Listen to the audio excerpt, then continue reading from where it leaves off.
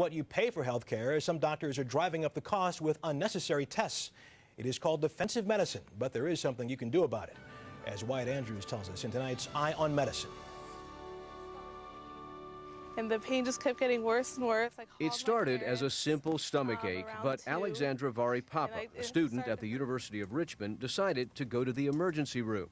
Here, doctors ordered a full CAT scan, a radiation imaging test, which found a harmless ovarian cyst. She never questioned the CAT scan. I was pretty flabbergasted. But her father did when he got this $8,500 bill, $6,500 of which was the CAT scan.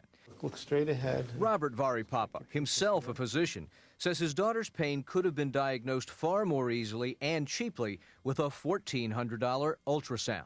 A history, a pelvic examination, and probably an ultrasound. You just started with an ultrasound, not a CAT scan. Yes. I don't think that's fair.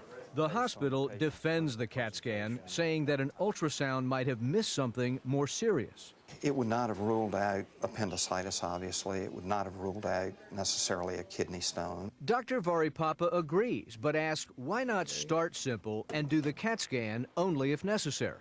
What's your sense of what's really going on here? Well, it's my opinion that this is defensive medicine. Defensive medicine is usually what happens when doctors order too many tests because they're afraid of missing a diagnosis and losing a multi-million-dollar lawsuit for malpractice. Defensive medicine is pervasive and very expensive. It adds billions of dollars to the cost of health care every year.